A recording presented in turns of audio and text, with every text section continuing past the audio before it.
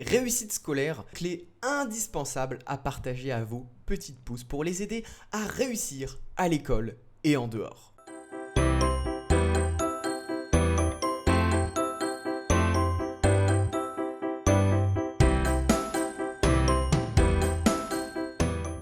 Lorsque j'étais enfant et ensuite adolescent, j'ai rencontré avec mes parents pas mal de difficultés à l'école. Notamment, je manquais beaucoup de concentration, j'avais tendance à bavarder avec mes camarades en classe parce que je m'ennuyais fortement et lorsqu'il était temps de rentrer à la maison, j'étais évidemment plus motivé pour terminer ma partie de Call of Duty que de me mettre à mes devoirs. Malgré tout ça, je m'en suis pas trop mal sorti et j'ai plutôt même bien réussi grâce à ces différentes petites clés que je vais vous partager et que je vous invite fortement à partager en famille et à utiliser avec vos petites pousses. Alors, quelle est cette première clé ? Cette première clé, c'est la capacité d'apprendre tout au long de sa vie. Qu'est-ce que je veux dire par là ? Eh bien, certaines personnes peuvent être amenées à penser que dans la vie, on va à l'école, on passe son brevet, son bac, ensuite on fait des études supérieures, on trouve un stage et ensuite on décroche le fameux CDI, le fameux boulot et qu'on est tranquille pour le reste de sa vie. Malheureusement, ou plutôt heureusement, la vie ne fonctionne pas comme ça et on n'est plus du tout dans cette société où il suffisait de passer un diplôme et de travailler pour gagner sa vie. Aujourd'hui, les enfants doivent comprendre que l'on est dans une société qui évolue en permanence et on doit être capable de s'adapter. Et pour ça, le meilleur remède, c'est d'être capable d'apprendre en continu et d'être curieux.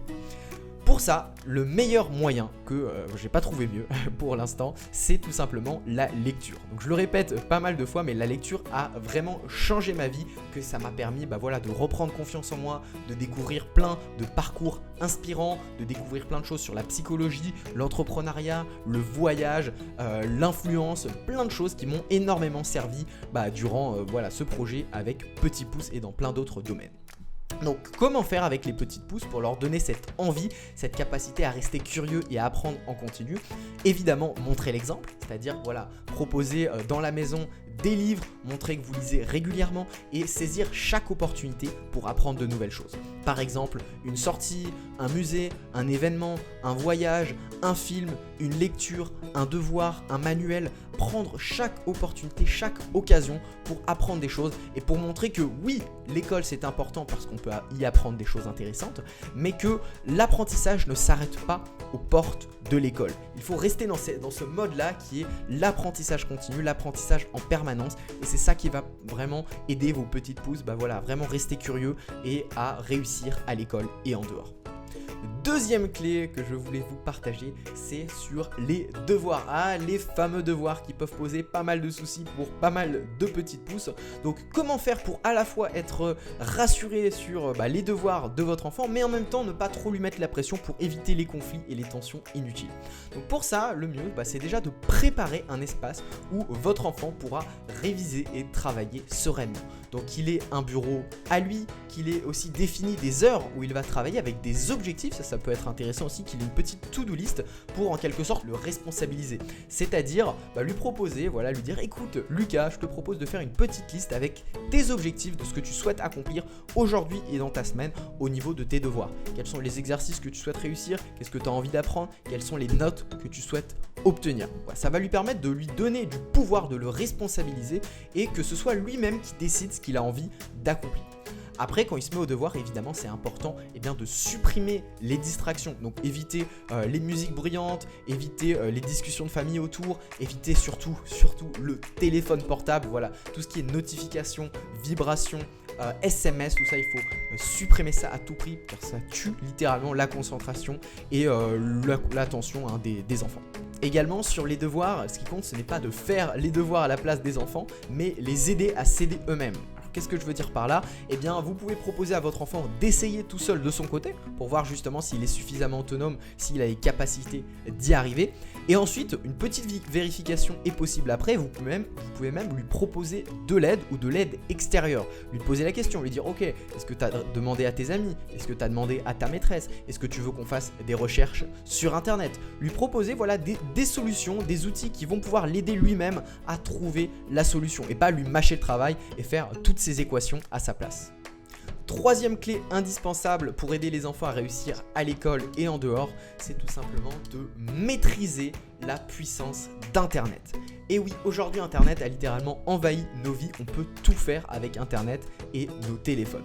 On peut commander à manger, faire des recherches, regarder des vidéos, des films, prendre contact avec des personnes à l'autre bout du monde. C'est un outil extrêmement puissant qui malheureusement n'est pas toujours très bien utilisé par la nouvelle génération qui préfère regarder des vidéos de chats ou des images sur Instagram plutôt que d'utiliser ça de manière plus intelligente. Donc je pense que c'est intéressant de sensibiliser les enfants, les petits pouces à l'utilisation de ces outils au lieu de les diaboliser et de leur dire non, Internet c'est pas bien, YouTube c'est une perte de temps, etc. Parce que c'est faux, c'est pas vrai, il y a des choses extrêmement intéressantes. Donc c'est plus intéressant de les sensibiliser, de leur montrer comment bien utiliser ces outils-là plutôt que de les condamner. Donc pour ça, vous pouvez faire régulièrement des recherches sur Internet. Donc par rapport aux devoirs par exemple, eh bien, vous pouvez faire des recherches pour trouver des solutions ou trouver la bonne réponse, tout simplement avec Internet.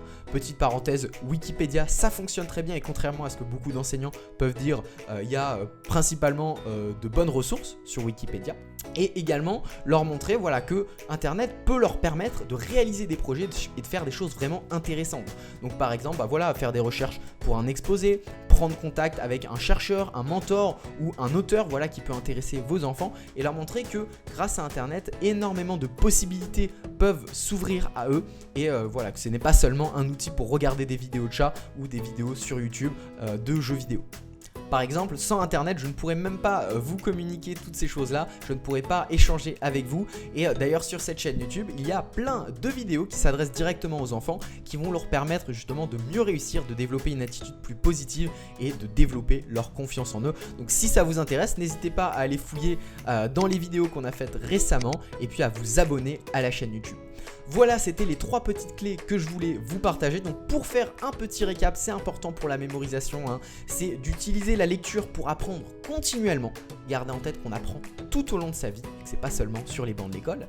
Également, faire en sorte que les devoirs et les révisions se passent bien avec notamment son propre bureau, éviter les distractions et l'aider en cas de besoin et non pas faire à sa place. Et puis lui montrer aussi la puissance d'Internet et lui montrer comment utiliser ces outils-là au lieu de les diaboliser. Voilà, c'était les 3 petites astuces que je voulais vous partager. Surtout avant de partir, n'oubliez pas de vous abonner à la chaîne YouTube pour ne pas manquer les prochaines pépites. C'était Albin de Petit Pouce, je vous dis à très vite. Bye.